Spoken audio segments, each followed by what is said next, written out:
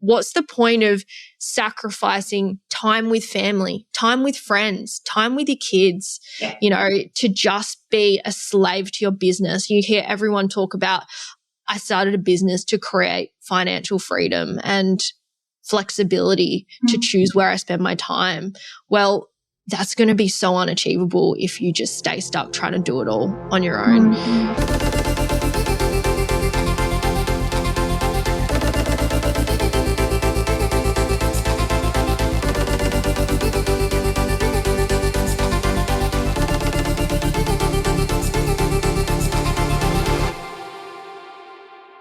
Hello and welcome back to another episode on the Beauty Industry Leaders podcast. I'm your host, Sammy Kennedy.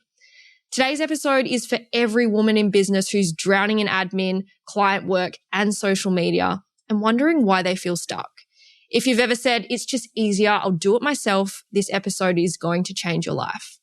I'm joined by the incredible Chrissy from Grow Advantage, a hiring expert and strategist who spent 15 years in corporate recruitment and has helped business owners build high-performing teams that create freedom, not stress.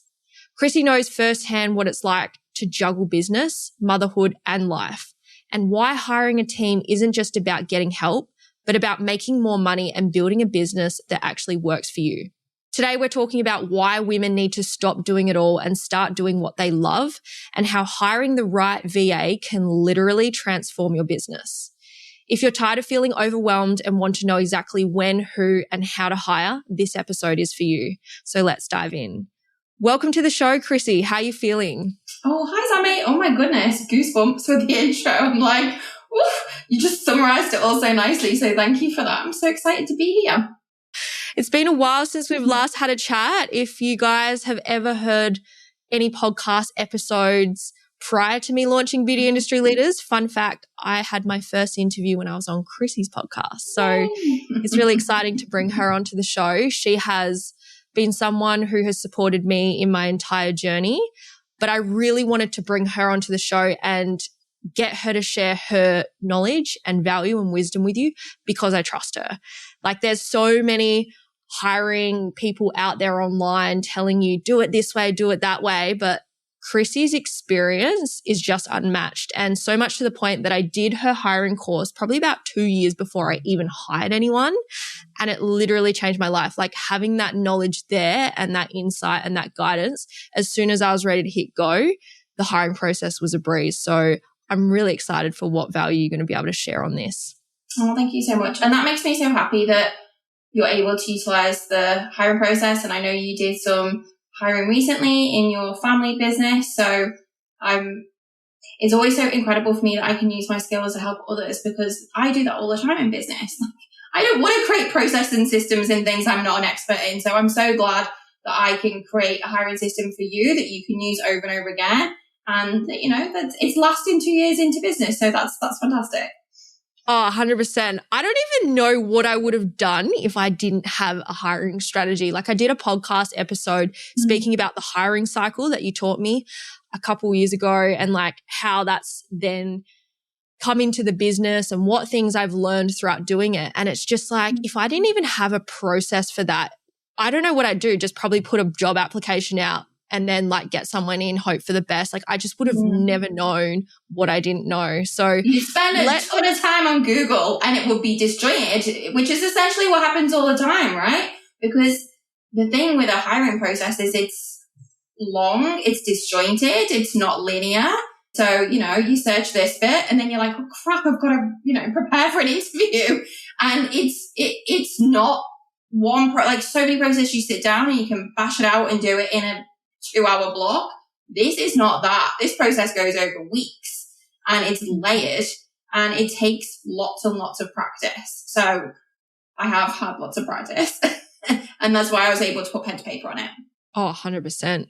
So Chrissy, before we get into all things hiring, I want to know what inspired you to go from corporate career to building your own business in 2021?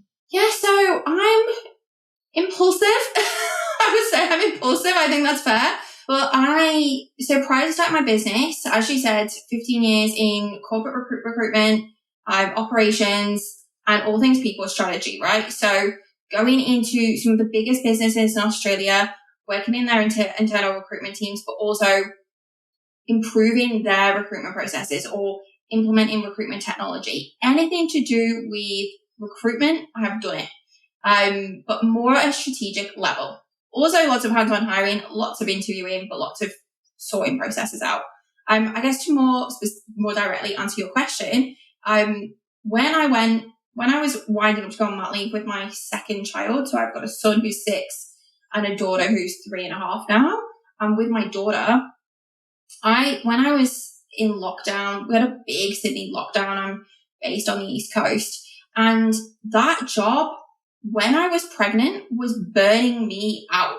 Even though I was working from home a lot, I knew that when I went back to work after my daughter, I'd be going back into the office and I would essentially be leaving the house 7 a.m, probably getting up at 5 to get both kids ready, drop them in daycare, and then doing a massive day, coming home, running around like crazy, doing dinner, putting the kids to bed, probably having a glass of wine, and then logging back to work. And I was like, I cannot do that. It's not the life I want. On top of that, I was in a marriage that was clearly not going to make it. So I needed to do something really, really drastic. And I had my daughter with me in this long lockdown, and my family are all on the other side of the world. I know everyone had lots of challenges in COVID, but for me, I was like, this is not going to be my story. I'm not going to spend my mat leave like lockdown, not moving forward. So I found salvation in trying to build something for myself and my kids, something that was going to work around my new life as a single mum, and something I love to learn. So throwing my energy into learning all the things about marketing, learning how to build a business, how to build a website, that was really empowering for me. Like, I didn't need to learn the part of business that was my expertise. That was like breathing because I've done it so long, but learning all of the business stuff for me was so great. And I was obsessed and it moved really quickly for me. So like within 6 months, I had a team, I had a podcast, I had a course, and then I had a service-based business as well. And it was making money. It was making, a good solid 5 figures from 6 months and beyond. So I didn't do things by halves. And it's been, that diagram that you've all seen with entrepreneurship, and it's like that zigzag line, right? It's definitely been that, but mountain. I wouldn't have changed it because of all of the skills that it's given me. I find that really interesting how you've said that, you already had your expertise and then it was actually learning the business skills, because it doesn't matter what your service or product or skill set is, learning business is such a new skill. However, I don't know what your thoughts are on this. I have spoken to a fair few people who have grown and scaled business quite significantly fast in comparison to like other people like my family who have struggled for like 15 years before they've even started seeing some kind of success. The key skills that I've seen people scale businesses fast is usually they're really good at like hiring and recruitment. They can find the right team and scale up that way. They're really good with marketing, or they've usually come from like an accounting background or something like really good with the numbers. I don't know what it is, but like those people that have any of those skills, it's like they've got like a little cheat code to being able to build the systems in the back end to be able to grow the business.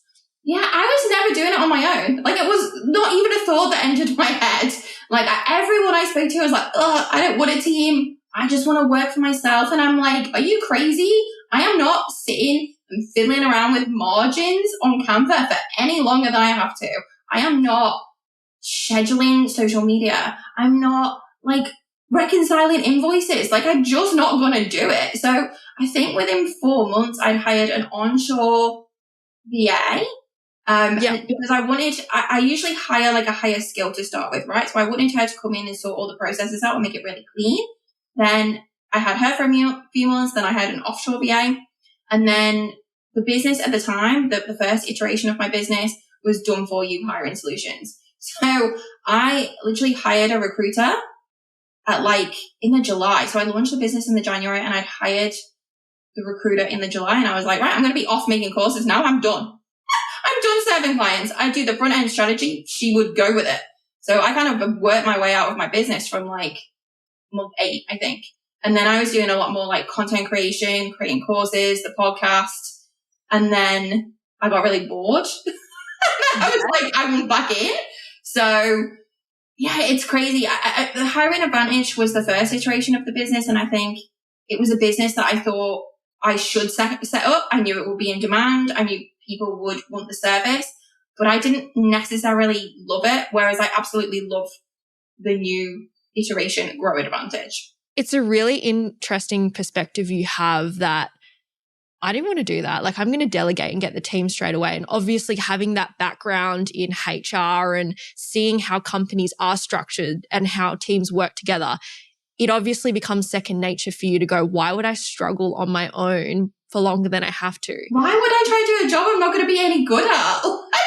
You want to see if you follow me on Instagram just for fun, scroll down to my first post. They are awful. Terrible, like not making the bare minimum grade. I got rid of that stuff as soon as I could. 100%. Terrible. Well, obviously there's a lot of people out there who have the mindset that they can't afford to hire, right? And, you know, let's say a business solo operator, they're making 10K a month. Sure. They're thinking, I've got to cover my operating expenses. I can't afford to hire someone new. I'm barely paying myself. Like, what kind of mindset shift do they need to have to realize that if they do find the right person, it could actually exponentially grow their business? Okay, so this is just a numbers game, right? Now, it's a beauty industry podcast.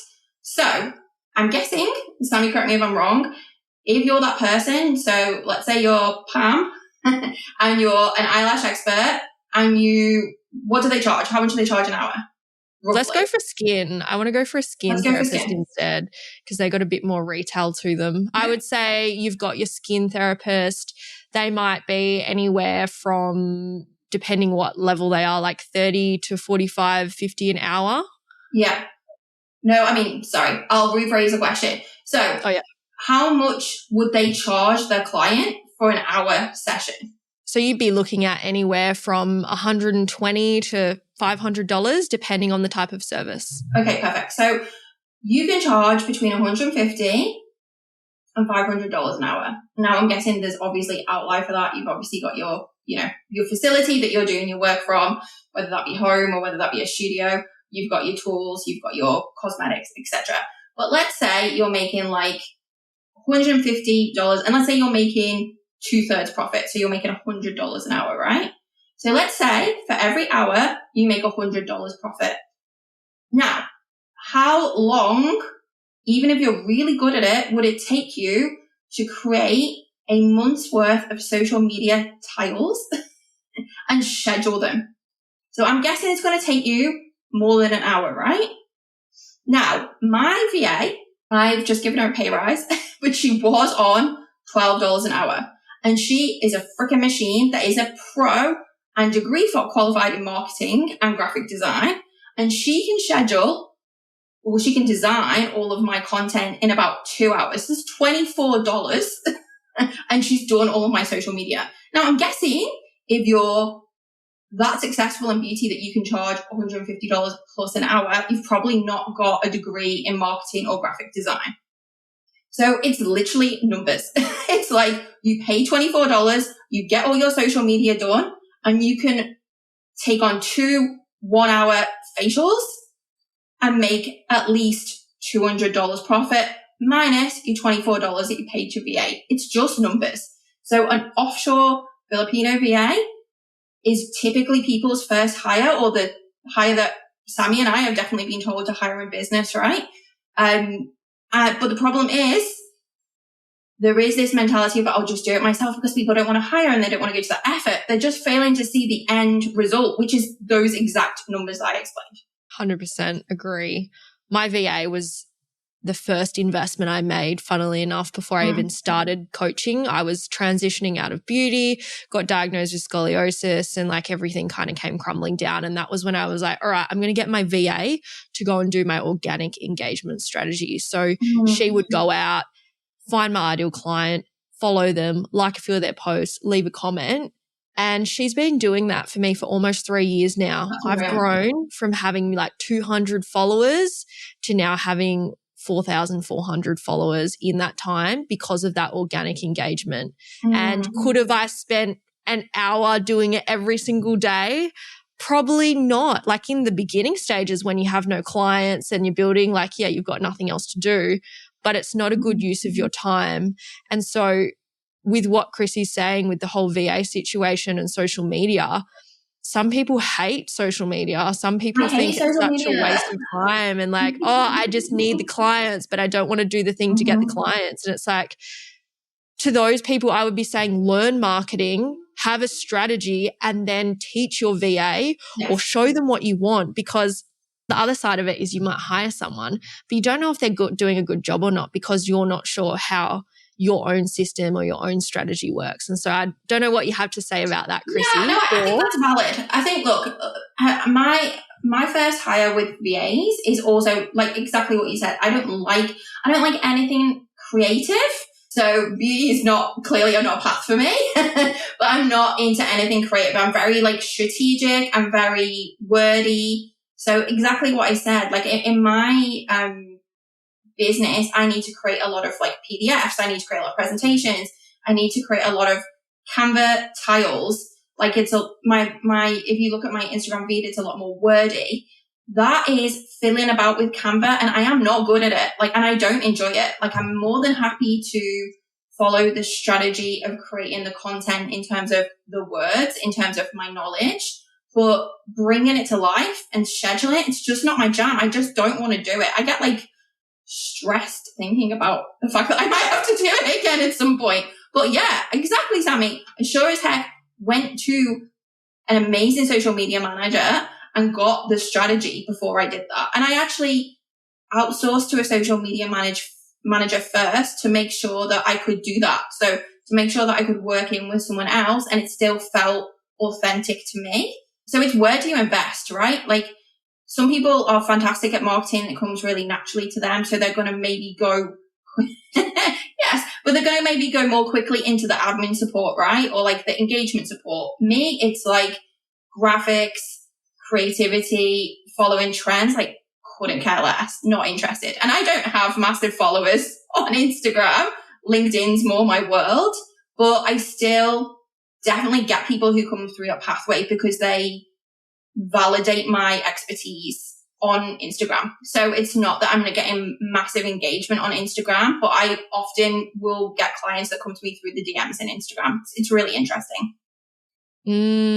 Definitely. I actually think it's quite interesting. I remember meeting this lady and she had 6 beauty salons. She had 200 followers, but these salons were turning over like millions, for her. And it was just like, followers, it depends on when you built your business and how you're engaging clients, right? Like she might have a really strong word of mouth marketing strategy, built her client up before social media was a thing. But like, yeah, everywhere you post something up, like it's got to funnel back somewhere.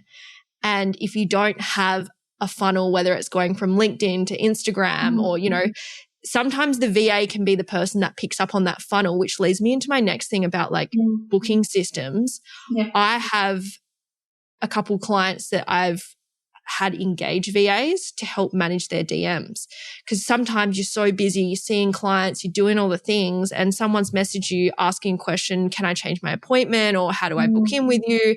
And then you leave that unread for like 5 days, and by the time you respond, they're not interested anymore. And so like you can't afford not to have that help and support and then say, oh, no one wants to book in with me, my business isn't growing. Like you're the bottleneck of your business when it comes to that kind of stuff. Absolutely. So you've worked with so many women who are running their businesses solo, doing everything themselves. What do you say to someone who feels like no one can do it as well as them? I hear it all the time. And I also hear all the time, but it will just take me 10 minutes, which is the biggest lie in business ever. Like, when does it ever take 10 minutes? It's like it would maybe take 10 minutes in a perfect world with no distractions and no children and no clients. It never takes 10 minutes. And even if it took 10 minutes and you did it 100 times. Are you actually going to do it? It's 1,000 minutes. what I mean? Like, where you can just give that to someone else and those 1,000 minutes cost you 10% of what you would pay yourself. Like, come on. So, okay, going back to the no one can do it as well as me. Do they need to do it as well as you, first of all? And do they need to do it the same as you? Potentially, there's some people who can do stuff that you can do better than you can do it. It's not realistic. And let's talk about someone who's working on the tools in your beauty business. Maybe no one is going to do it exactly the same way or as well as you, but one, can you not train them how you do it? And two, like, I've been to the same beauty therapist and had the same facial with two different therapists, and it was a bit different, and I didn't enjoy one experience more than the other.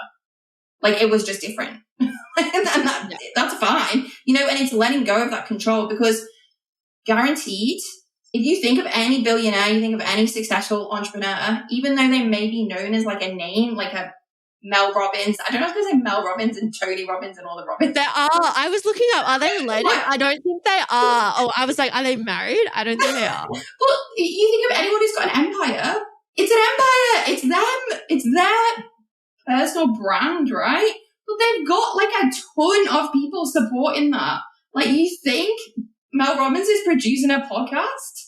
Like, Stephen Bartlett said his like podcast team is like 150 people or something crazy like that. You know, they are the face of the brand, but there's still so much support needed. Do you think Stephen Bartlett is going out and like buying his coffee and going and doing the sound editing and the video editing and uploading it? Oh, and then going and contacting the guests? And no, he's just got to rock up and do the interview to the best of his ability, maybe some prior research to organize the questions, but you just physically, there's not enough hours, days, minutes, years to just do it all yourself. You hit a ceiling when you're on your own, particularly in the industry we're talking about, in the beauty industry, right? Like, you're one person with X amount of hours you can work. Once you're booked, you're done. That's your ceiling capped.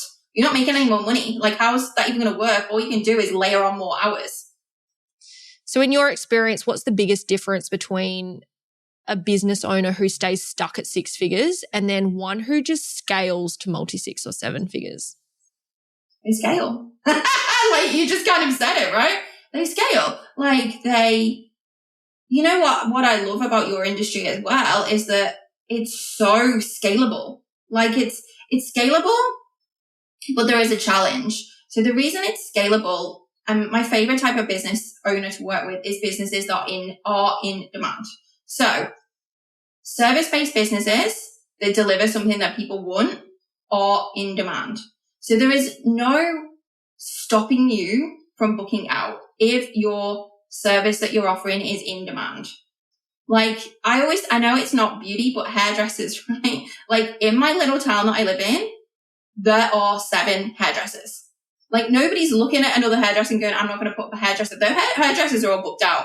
Guaranteed, if someone else pops up another hairdresser, they're going to get booked out too. There is always demand for that service. The only reason that's going to stop you making money is you're one person that can deliver, and there's only so many hours in the day. Like, obviously, even if you're booked, you're going to get cancellations, etc. But let's say you're booked, you've got a wait list and you can fill up your time. The only way to make more money is to put on another one of you.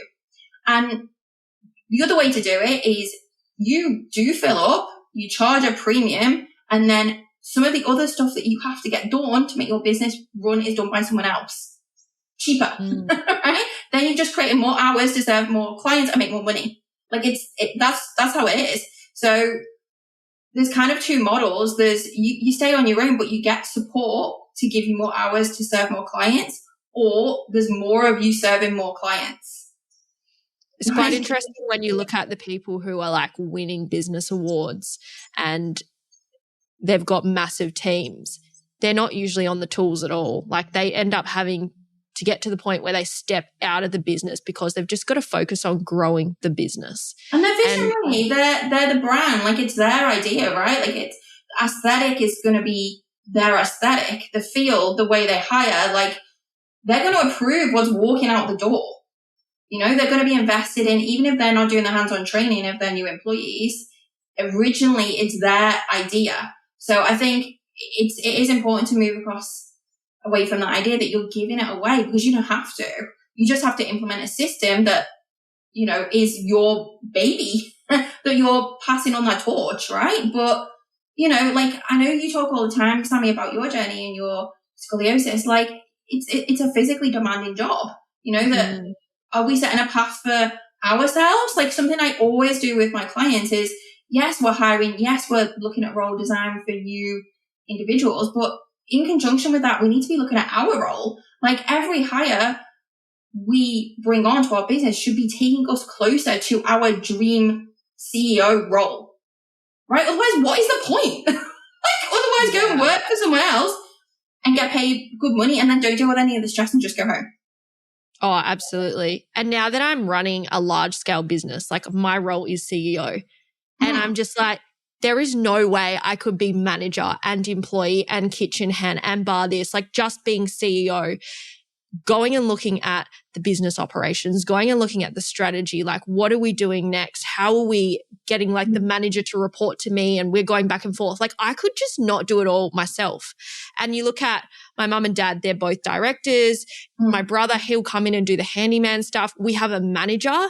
He has 10 years experience. We pay him more because of his experience. We paid an expert to come in because we didn't want to waste time making mistakes and wasting money and just costing the business more than what it would cost to just pay someone cheaper. You didn't have the breathing room to learn. Like, that's exactly what I'm saying. Like, you bring someone in at the start who's more experienced, you get all the process created, and then worst case scenario, he leaves. He's replaceable because you brought someone in who's excellent and can do things right. And you just can't do it all. Like it really hit me. We had actually, and for anyone listening who thinks like you have to do it all yourself, like this is a genuine problem we had. Like, so my parents, they've been running businesses. We've never had employees. Like it's just always been us. And, you know, we're running the old bowling alley, just my dad and I. And, you know, there's 80 people in there. We're doing food, bowling lanes are breaking down, customer service. And like, yeah, maybe you can do it on your own. But man, it comes at a cost to the customer experience. It comes at a cost to the efficiency of things getting done. If you forget something, like you don't want to end up delivering a subpar service, because like not having the right team in place has been a big thing for us in how we actually show up as a business and deliver our service. And then having the team now that can provide that experience, you get more 5-star reviews, you get more referrals, people want to come back more for the vibe. Like even looking outside of this business and just how social media has moved, we've moved from influencers to UGC, and now EGC is the thing of 2025. If you haven't heard of EGC, it's employee generated content. People want to see the employees behind the scenes. Do they love their job? Is it a fun workplace? Like, who am I getting served by, or what goes on behind the scenes? Like, there's so much now that having an employee or a team is going to actually help your business not only grow, but also attract customers. I completely agree. And give an example, and I talk about this, and you'll know this, right? But we talk about the interview process. Like an interview, all of the hiring process, right? A job advert, a screening call, a job interview, an offer, an onboarding experience. It is all you selling your brand to someone else who has a mouth, who will talk.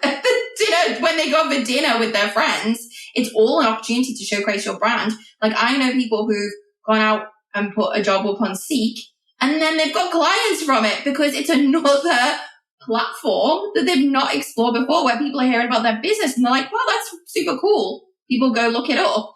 Every time you're tapping out into the community, and especially if you're a physical bricks and mortar business, that's your community. Like, job advert. Give people, be nice to people when you're rejecting them, when you're interviewing them, because that is all exposure to your brand. It's so interesting you say that, because now when I look at the hiring process, I actually look at it like you would the customer journey.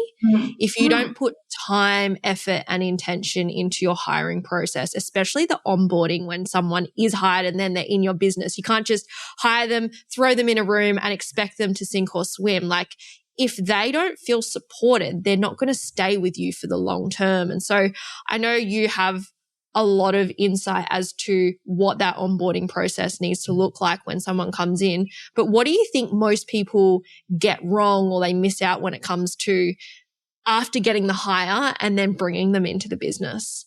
I think it's all having a system, right? So we talk about the hiring cycle you talked about, Sammy. So first of all, like, you should be doing things in your business to understand when you are financially ready to hire or the demand is there that would support you bringing someone in to hire. You role design. Then you role design in line with the bigger picture of your business and where you want it to go. Then you go about a hiring process, which is a system. Then you go through the interview process, again, another system, and then you make an offer, and you need a system for that too. When you hire someone, and you'll know, everyone knows this, everyone's started a new job. Like, when you get a job offer, it's really exciting. When you're getting ready to rock up for your first day at your new job, you're like probably getting your hair done, you're picking out a new dress, what have you, like, you're excited. It's like you're in your first stages of your relationship, right? Like, you're going on your first date, like, you're in the honeymoon phase. If you're not showing up for that new employee when they are the most engaged they are ever going to be, it is going to flip on you quickly. Like, they are literally coming to you like, I've just started a new job. I'm so excited. I'm here. Let's go. I need support. I want to get up to speed really quickly. And if you're just not prepared, you're not giving them what they need, they're just like a lost little rabbit not knowing what to do. And it is this worst feeling ever. Like, I've done recruitment for such a long time. And I tell you what, I used to work for one of the biggest banks, and part of my role was to support people on their first day. And they had a great time. Myself and my team were very, very good at it. We were all very experienced. And I tell you what happened every single time is they bagged out the other banks.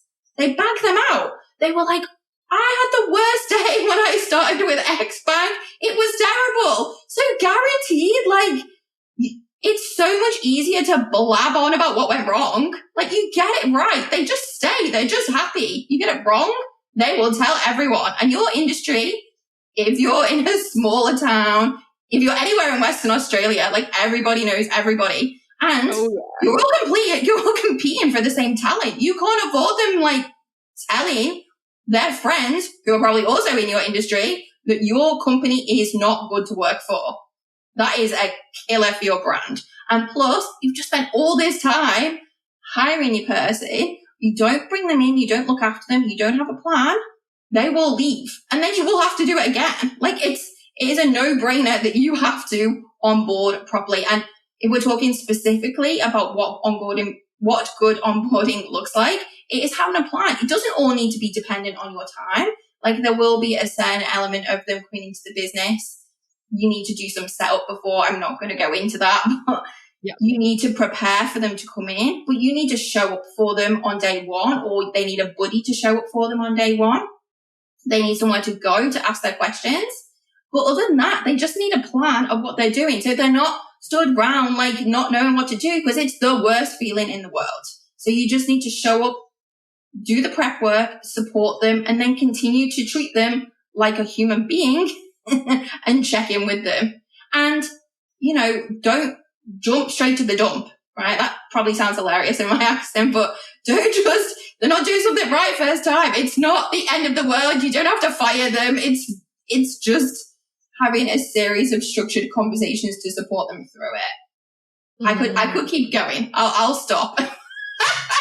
That is so helpful. And I think as well, like, you can't afford not to have a good hiring process, because A, it's going to waste your time, but B, firing someone's really hard. Like, there's a lot of HR things, and, like, fair work's going to come for you. Like, you just don't know who you're hiring. They might be a psychopath. They might be the best person in the world, but you need to have, like, a system almost filtering through all the crap that could potentially be brought into your business before it even gets to that stage. Yeah, you want to do everything you can to make that not happen. Like, look, I've done this for 15 years. I've fired so many people, but because a part of my role as being, it's not just hiring, a part of it is being managing workforce. So I have had a role where, like, every Friday we had a massive workforce of about 700 people, And a big chunk of my role was to do terminations. So Friday. There was no casual Friday for me, Mickey Mouse trumpets or like fun times. Like I'm in my suit, walking in, and then people knew who I was. So they'd be like, oh God, the Grim Reaper's coming. So, it was just a part of my role. It's not easy. Like you do it lots of times and there's a system. And I think the thing about difficult conversations with your employees, not necessarily firing people, but any difficult conversations, you've got to think of your relationship when you become a boss. I say boss, like with the bunny ears. Actually, when you're a leader, something that you really need to get your head around is that your relationship is not horizontal, it's vertical, right? So you're above them in the hierarchy and you need to act like it. So it's the same when you're a mum, right? Like your kid falls over and they hurt your knee and they're howling. Like if you run over and lie on the floor with them and start howling, that is not the helpful response because it's a vertical relationship. You've got to be the bigger person and stay calm and pick them up and make sure they're okay. Like imagine if you're in a big corporate company and everyone's getting layoffs, but you're the boss and you've got to tell people about the layoffs. You can't sit there and go, oh, my job, it's terrible. So therefore, I'm going to translate this to business owners. You're busy, you're stressed. That's not your team's problem. That's your problem. Up higher up in the structure as the business leader. So therefore, when you're having difficult conversations, it's not about you, it's about the other person. Like that's your job because you're their leader. So you need to lead. And if you do have to have the most difficult conversation of letting someone go, look, it's if you've been doing it for a while and you're a proper leader, it's probably not like, boom, you're having this conversation where you let someone go. There's probably been a series of conversations that have led up to that point. Reviews, you'd hope, it's not just like, you know what, I'm sick of you, get out of here. And quite often the person's relieved. I don't think anyone ever tells you, like, they might know it's coming and they're quite often relieved. It's like you're giving them a little push to jump because they know, there's quite often relief in it. So yes, lots of experience in that, unfortunately. If anyone's going to have that conversation, come to me, I'll have a chat with you about it. I'll give you some tales. You'll be fine. Thank you, Chrissy. Let's talk about virtual assistants because I know this is a huge topic in your business recently. Yes. What are the biggest misconceptions about hiring an offshore VA? Look, I'm going to put my hands up. 15 years of hiring experience and probably at this point, like 12 years of hiring experience. I got into the small business world and I was trying all of the things and taking advice on marketing, taking advice on finance. And then I listened to a random podcast and they were like, just hire a VA off of Footwork. And I was like, okay. Just to test it, I was like, this seems too good to be true. I've done a lot of work on preparing hiring, but I'll just throw it out the window and give it a go. It tanked. It was awful. I think I write a 2-sentence job advert, went to Fiverr or Upwork or whatever it was, found a VA. I wasn't prepared. They didn't know what was going on. They didn't have the right skill set and they tanked. And because of my background, I was like, well, that was obviously my fault. The misconception that I hear the most is like, I hired a VA one time, like probably exactly using the process I just said, and it didn't work. So therefore, it doesn't work. Like, let's use another example. Like the first time you've done anything, were you good at it? Like when you were a baby, the first time you went to walk, did you just get up and like march across the room, like strut across the catwalk? You absolutely didn't. It takes time, but it also takes having a system and a process. Like, the first time you posted on social media, like you had to do a ton of reading to work out how to do it. It's the same with everything. So the biggest misconception is I've tried it and it didn't work, or I can't do it, or I've never been a leader. It's just that you haven't done it yet and you don't have a system in tandem. Oh, yeah. I remember when I hired my first VA, I was so specific with what I wanted because I knew I didn't want to do it. And I just explained it, listed it out, and I attracted Andre. And everyone who knows Andre, she's my VA. I got to fly her across from the Philippines to Australia. Like, we're besties. Honestly, we get along so well. Although she knows I'm up here. It's still a vertical relationship, but, we get along really well. I find it super interesting because I did hire another couple VAs after and they just never hit the mark. And I don't think I've ever heard anyone else say this other than me, but my first hire was actually my best hire. Like when it came to the VAs, it was just perfect. But I think it's exactly what you said, right? Like you knew you needed help. You put time into it. You wrote a really detailed job description and then you attracted, like you probably made that job description and that role super attractive as well, right? Because I talk about attraction all the time. Do you know what the wildest part is? She had no reviews. She had no previous work experience or anything on like Upwork. And I just saw her, I chatted to her and I was like, I think you're the one. And this comes back to, I guess, not necessarily hiring always on skill, but also attitude, her willingness to learn. When I asked her to go do a task and prepare it for me and show back, like, I've never heard her say no to me. And if she feels like a little bit uncomfortable, she asked me like, oh, can you please explain that again? Or can you record it and send it to me? I'll watch it. I've even had like business coaching programs and stuff that I've just sent her through and I'm like, hey, I just learned this today. Can you watch this? What are your thoughts? And like the attitude that she's had has actually empowered her to learn all the skills I'd needed her to throughout that time as well. That's why you've got to talk to them, right? That's why you've got to interview them. I'm really interested on that, Sammy. Like, obviously, you didn't just look at her, you looked at other people. How did you at what point did you pick that out? Like, how did you know that? She spoke the best English.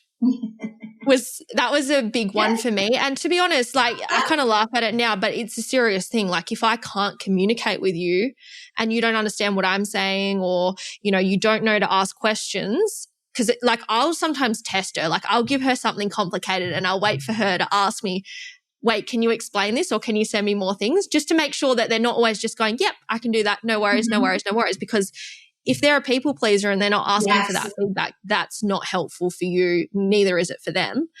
I found for me, I also really loved that she had some previous experience and had shown me her portfolio. So I look for proof and then also I test them. So I'll get them to create either a social media graphic or can you do 1 week's worth of engagement? And I just want to see what type of results they can get me before I commit to anything. And like for them, they're going to put all their time and effort and energy into it if they want it because they need that job. They need that money.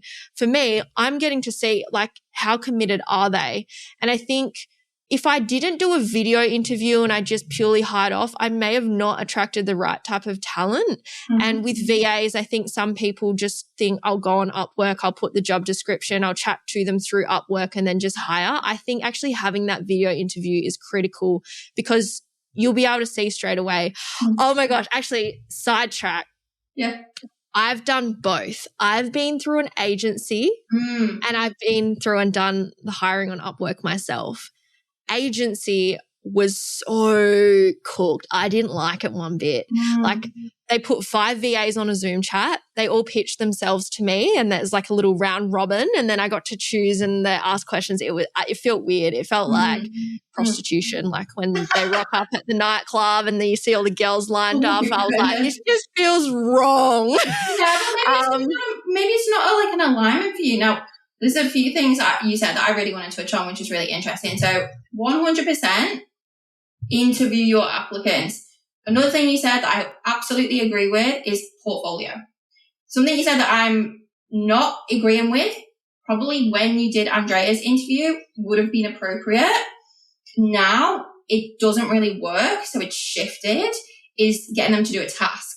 And that is because what you just said, they need the work. They don't need the work anymore. Like if they're good, they'll get booked. So I can tell you with my my VA, Michelle, right? This is literally like a hiring process that I teach now. It gets to be so simple. Like these VA Filipino women are amazing, right? So I am good at writing really good job posts that are very attractive. I literally hired her. I put a post in Like-Minded Bitches Drinking Wine, you know, that Facebook group. And I had 30 incredibly highly qualified offshore virtual assistants in budget who all sent me their portfolios, right? I turned that advert off in about 18 hours. Right? They all came to me. So no agency fees, no work fees, which meant I could pay them more. All qualified, all with portfolios. And for me, how I think it's shifted, I think probably, look, it depends on the market, right? So if the market is, there's lots of talent, you can get them to jump through as many hoops as you want. If there's not a lot of talent, like if you're going onto a Facebook group and there's like 50 job posts going, I will want a VA, you know they're in demand. So you can't then make them jump through hoops, right? Like it's got to be a little bit easier. Now, the way you test them is, one, you're looking for proof. So exactly what you said, Sammy, you're looking for proof in, have they done similar work? Have they worked for a similar client before? Proof. Like the portfolios that these VAs gave me were lit. Like they were so good, like so detailed, like website design, graphics, which is what I was looking for, right? Because I didn't like it. And then the way I combat it on the interviews was I did behavioral based interview questions.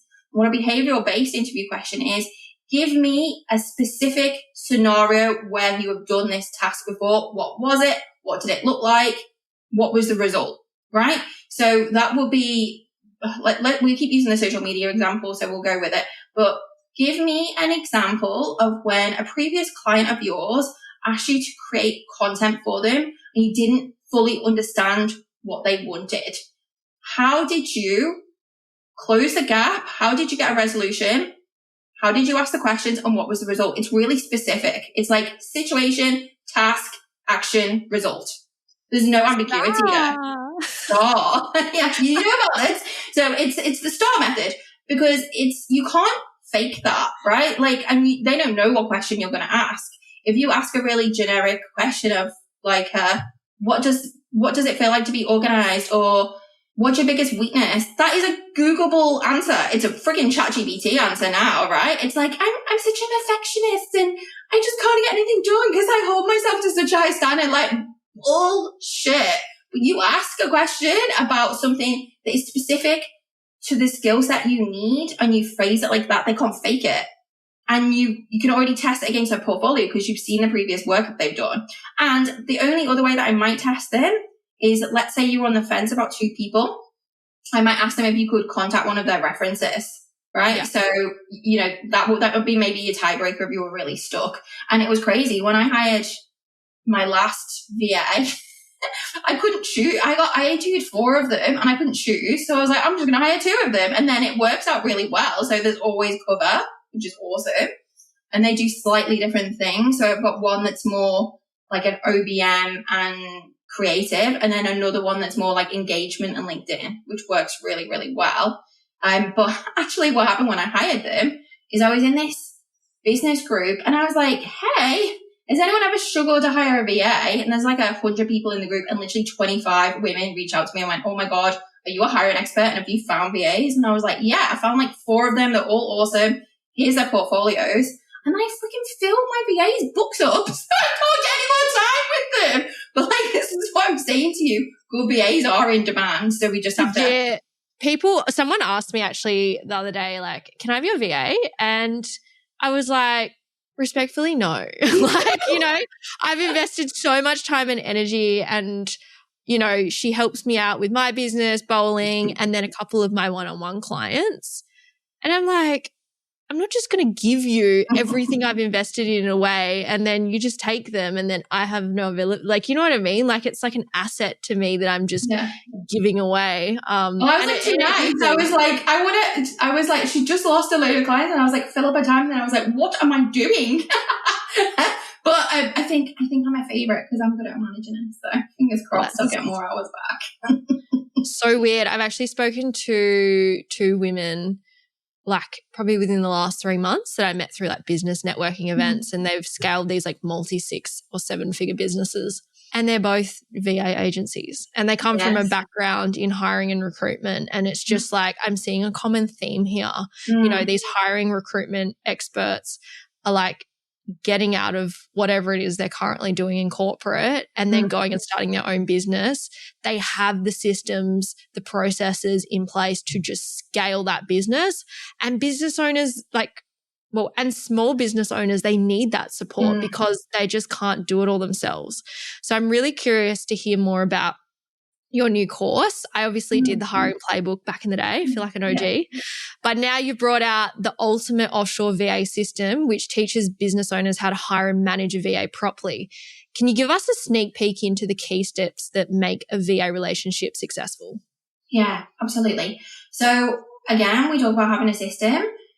I think it is really overwhelming. Like whichever way you bring on an offshore VA, whether you do that directly, like you directly yourself through a job platform, so like a Upwork or a Fiverr, or through an agency, you still have to understand what you want. There are still steps, no matter which way you do it.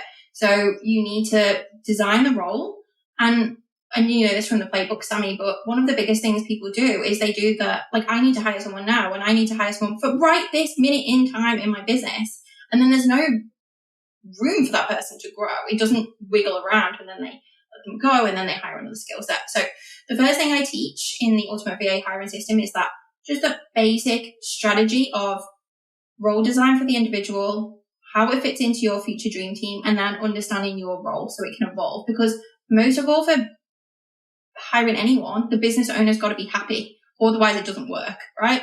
Then we obviously talk through crafting a job description. We build out a hiring process for the different ways of hiring. We talk about the cost effectiveness for that. A big thing we talk about is how bringing someone into your business is going to make you money, because there's no point. It's an investment in making you more money. So we talk about that too. And then we talk about onboarding, which we talked about at length before, but there is just a foolproof onboarding system, and then how to manage your VA ongoing. So when I don't really create courses, I'm not really a course creator, and Sammy will know this from the playbook. Like with that playbook, you got like an 80-page manual. There is nothing I have not thought about in hiring in there. It's like my 13 years of experience at that time in that, and then I'll give more, and I'll give more, and then there'll be trainer videos, and there'll be more. It's just like you are not going to get stuck. The content is there. And the VA hiring system is the same. It's like 55 pages. It's got every template, every guide. I know. And it's like a ridiculous low priced ticket offering. I am mildly insane, but it's just because I love what I do so much. And the reason that I created this system is because I found that I was doing one-to-ones with clients wanting to hire VAs and just having the same conversation over and over again, right? It was a system that could be put in a book and given to you, and it works. And you can read my testimonials of people who've done that exact system. It's the system I use. It's the system my clients use. It works. So you're welcome. Save yourself on the agency margin. Save yourself on the agency fees. Don't hire off Upwork and have a terrible experience like me and Sam. Just use this system that you can use over and over again. It will also get you really focused on how you want to grow and which option you want to go to. So I think it's a massively invaluable system, and it's kind of like an entry-level course, probably even more so than the hiring playbook. Yeah, I highly recommend it. I'm getting really good feedback for people who've used that system. So yeah, I hope that explains it, but I'll definitely be sharing you the info, Sammy, that you can hopefully pop in. Yeah, we'll link it in the show notes for you. I think as well with like hiring a VA, it is the first hire you should probably do in your business. So even as a salon owner, you might be going, maybe you're a sole trader at this stage. You still want to hire a VA before you go and hire your team member. And I'll tell you why. If you've got a VA who can help you do your social media marketing and you can build up demand, then as soon as you hire someone who can actually fulfill the services, you've always got someone who's bringing in more clients for that person. Like hiring someone to then fulfill services but not having the clientele for them, and you're sending them home and you're feeling stressed out and trying to cover wages, like the VA, it's not that expensive. No. So this is the question I always ask my clients. Like I say, okay, how much do you think this is going to cost? Because they go, oh no, it's going to cost too much. I can't do it. And I'm saying, well, would you spend $50 a week on it? It sounds so little. It sounds stupid, but that could get you like 4 to 5 hours back in your week. Yeah, correct. And you don't have to hire them full time. There's no massive commitments. It's not like the Australian kind of workforce where, you know, you've got to have some performance reviews and then fire them ethically and all of that stuff. Like if it's not working, you can literally just pause and cancel the contract if you want to. Although I would recommend probably like have a conversation, just, you know, be a good human. But it does get to be that easy if you just don't want to talk to them. Yeah, and they're invoicing you exactly what you said. There's no risk to your business. They send you an invoice. You just stop giving them hours. They stop sending you an invoice. It's that simple. Yeah, no, absolutely. There is no risk. And with most of my clients, what I see is they typically offer the VAs between 5 and 10 hours a week. So like you said, they're like $10 an hour. $10 an hour for an admin VA is not unrealistic. It's $50 a week. There's no other outlier costs. Other than you're going to have to invest some money into your hiring system and process, even if that's just your time into educating yourself. Once you get it right once, you're fine. And then the other thing is, what I would say about VAs is, like, I can just give you a couple of examples of how your VA can make you money. So the sales page for the Ultimate VA system, I previously, when I did the playbook, I hired a launch specialist to design that page for me, my sales page. And I think it cost me $1,500, right? My VA created my sales page for me. And at this point, she was on $12 an hour. She created it for me in an hour and a half, right? So that's $18 versus $1,500, arguably more beautiful. And then during that hour and a half, I did a high ticket one-to-one coaching session, which made me $600. So it cost me, well, actually $597 and then minus the 18. So it's like, it cost me oh my God, my maths is terrible. It cost me $579. Like, I got $579. I got a sales page done. I got a client. The client's booking back in. Like, they just make you money. Like, it's just so important. I spoke to another client and she was like, I was literally at my husband's parents' birthday and my VA was doing all of this work for me. She's like, I just didn't understand how freeing it was until I did it. Like, I didn't understand like that you could be making moves forward in your business and be like sipping a freaking sangria. Like, until you live it, you don't understand the power of it. Nah. Do you know what's something funny? I can show you this because we're on Zoom, but I got my VA to make this for Nick's birthday. So she's like organized a full, I organized the schedule in notes, sent it to her, and she's created this beautiful Canva template and it's got a whole schedule. I've organized a surprise birthday trip down to Margaret River, booked out this beautiful Airbnb, going to go do some like motorbikes and just random stuff and dinners. And I was like, that could have taken me potentially 5 hours if I was just like faffing about and like, I don't know, because I'm not naturally great at graphic design. I would say I'm pretty good at it, but it takes me a long time because it just doesn't come naturally to me. Yes. Whereas like if I can kind of show her this is the style I like, can you do something? She'll bring it back to me. Sometimes I'll sit there and I'm like, done, love it. Other times I'll go, oh, I really like what you've done, but here's the things I'll tweak. And just to even think about the time it saves me, like maybe my tweaking only takes like 10, 15 minutes instead of taking me like 6 hours. It's just, if anyone wonders how I've managed to run a bowling alley and also do coaching, it's because I have a VA. And, you know, for me, I'm thinking strategically the next kind of step I need to take in beauty industry leaders would be hiring an OBM. Yeah. Potentially. And like that just makes sense for me because I'm really struggling to keep on top of my emails, like managing the podcast. Like there might also become a time where I'm like, okay, cool. When do I actually bring things like the podcast in-house? Because I've got a team that can do it here. Like there's just so many different angles and ways to play with it. And this is what team, Sammy. This is what exactly. Like you're at the point now where you need to design that team. It's like, as soon as you're saying this, my brain's going like wild with like organizational structures and reporting lines and stuff. But it is there. Like, you know, you did great and you hired this incredible VA and you've still got them. You obviously want to retain them in your team, but it's like, what's the big picture? Like, what do you as the CEO want to spend your time doing? And how is the team going to support you? And how is it going to get you to your goals? And how is it going to make you more money? And oh my God, I'm so excited. Like, I just remember when we were chatting, when you were doing the playbook and you were like, I can see it, because we did all that, right? We did that manifestation. We did that. What would it look like? What would my role look like? And you're there, you know? And yeah, It's I actually did it for bowling. I remember when we were first running the couple, like first weeks, and I was going, cool, how many do we need in the kitchen? How many do we need in the bar? Who's front of house? Do we need someone fixing lanes? And because I was able to like know that you have to design your role in the company structure, it became really easy that I was like, okay, the manager is the most prioritized hire here. We can get some casuals and like juniors, they're younger, just to get through this busy period, because we like realistically, we didn't have time to build out systems and processes. We hit the ground running, like we needed the doors open. We just went on the go. But the manager, that was done strategically, and I'm really glad because of who we attracted. And now we're able to sit in, and the manager and I can actually put that hiring strategy in place in terms of who we're looking for now. Because like we did it cheap.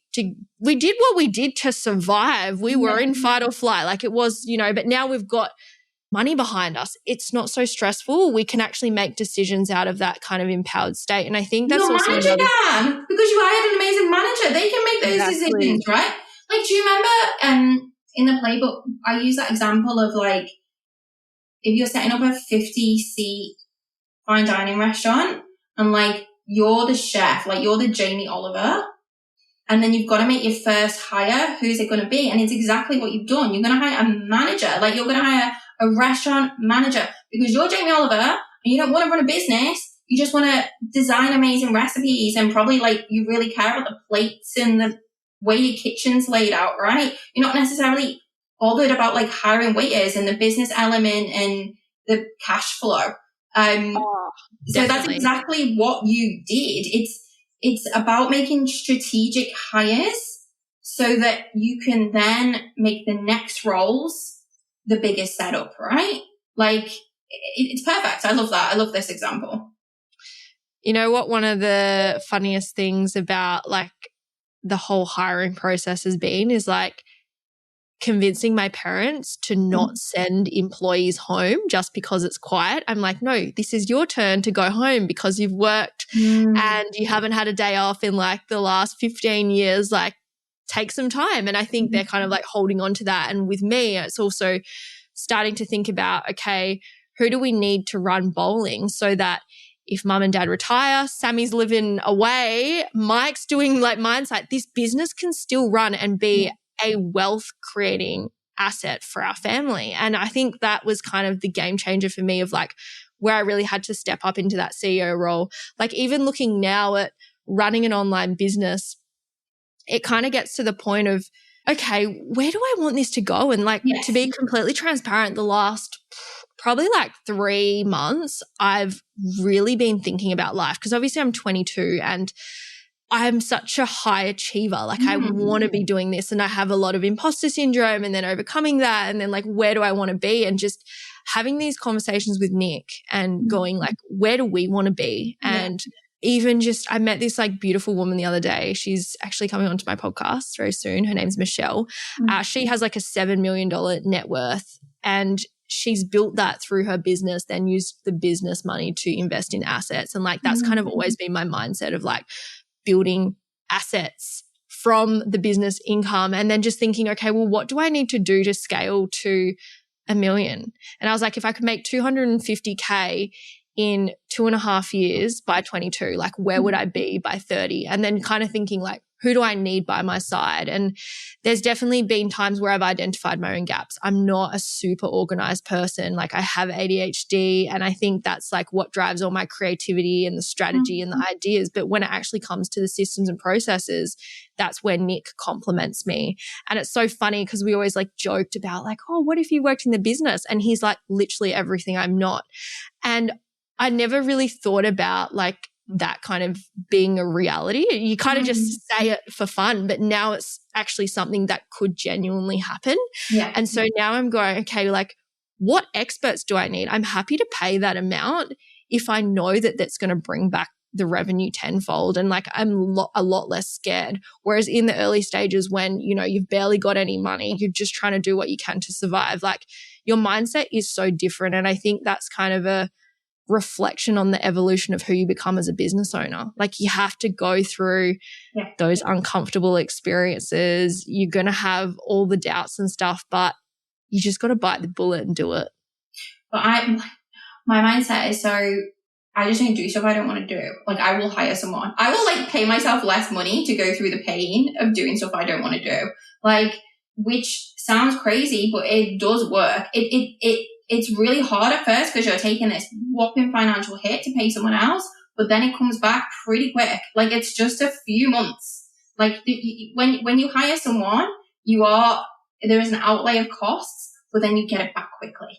And you get it back quicker if you've got good systems and processes to get them up to speed quickly. But like, it feels icky because especially if you've never done it before, I imagine, like I'd done it for so many people before I did it for myself that it didn't bother me because I knew what was coming. Like, it was a numbers game. It was just levers to pull. And it was like, I valued my time more than my money at that point. I was in that position, which was awesome. But, for a lot of people, it's like this $50 a week that I'm giving my VA is $50 I'm not giving myself. And then there's like that $50 you're giving the VA is giving you 5 hours back, or like you could have made $2,000 in that amount of time. Like, it's just like, maybe it costs you $100 for the 2 weeks to get them up to speed, and then you're getting all the money back. And then you think of that over time, like, it's win-win. My VA literally reads my mind now. I'm sure yours does as well because you've got that relationship with her. But she's like, Chrissy, can you please give me some direction for email marketing this month? It's time. And I'm like, oh my God, this is so good. It's also just freeing you of that mental load. Like, I am considerably older than Sammy. Might not be able to tell, but I'm considerably older than Sammy. Like, I've got 2 young children, like mum life, school mom, daycare mom, household, business. Like, I need to take stuff off of my plate, like whether that's outsourcing some of my personal life to like a cleaner or a housekeeper, or it's outsourcing some of my business. Like, I literally can't do it all. Let's go back to that bit quickly because we've, the 5 hours that we've spent on the podcast, RBAs have probably taken over the world. But going back to the doing it all, like, I am a massive believer in there is just a imbalance in our world where women are still doing everything we were doing in the 1950s, plus doing full-time jobs most of the time. And there's so much research that talks about how the division of labor falls on women, particularly mothers. Like, I don't think we should be doing it all. And I don't think we should want to be doing it all. The worst movie ever is that Sarah Jessica Parker movie where she's like, I don't know how she does it. So she doesn't do it. She's loaded and she's got a nanny. Like, we need to stop lying to ourselves that any woman can have it all or wants to do it all. Like, you should just do what you want to do, have what you want to have. It's not like this comparison, but like, we should not be burning ourselves into the ground because we think we're going to get some badge of honor for doing everything ourselves. Like, nobody is. And all of these shiny, really successful people on Instagram guarantee they are not doing it all themselves. They're not. They've got support. Well, I'll give you a perfect example of why I've got support. I'm going to Vietnam for an entire month. Now, last time I went to Vietnam for an entire month, I was not in a good space. I was going through a breakup. I just closed down my whole business and went, you know what? I'm just going to do this for me. And it took me a while to like rebuild my business after that. Full transparency. It was painful, like just trying to get back into marketing, build those relationships. It just felt so hard. And I actually think anyone listening to this in beauty would completely agree, especially if, you have a small team or you're working on your own and you decided to go to Bali for something like 2 weeks and like clients have decided to go somewhere else. And then you got to just try to get them back. It's like a logistical nightmare and you feel like you're starting from the ground up, or you've had a baby, you've taken maternity leave, everyone's gone. And then you feel like you're just starting from scratch. Like, that was me. And even just thinking out loud now, if you were to have someone that you could hire that could just take over those clients while you go on that mat leave or while you go on that holiday, and then you've got a VA who's doing that lead gen and keeping the socials alive, like, yeah, you might see a little bit of a dip, maybe, or it might actually like maintain and like the whole world doesn't come crashing down. And like, that's where, yeah, if you don't have the team in place, you can't go on a holiday and you can't take time off. And like,